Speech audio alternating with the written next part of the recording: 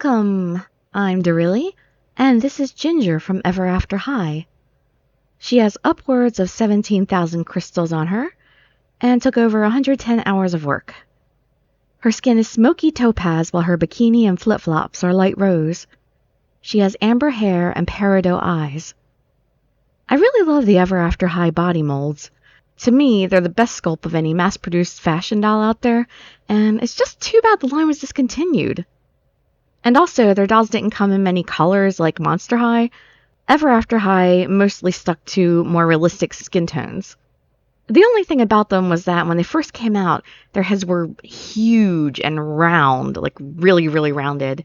That was around the time that I started doing the head shrinking and resculpting because I loved everything about these dolls except for those bulbous heads. After that first line that they produced, they started giving the heads a little more shape, but as is typical of the doll world, they remained big. So yeah, this Ginger has a shrunken head. I'm showing some images in here of when she was a work in progress. I kept feeling like I wanted to stop at every stage because I loved the way that she looked in each transitional state. That face in particular, I really love how she looks here when her hair and all her details were done and the skin was all that was left.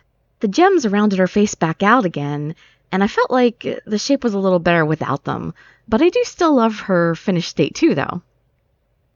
If you're interested in doing something like this yourself, or in seeing the steps I went through to accomplish this, you can see my tutorial video linked in the description.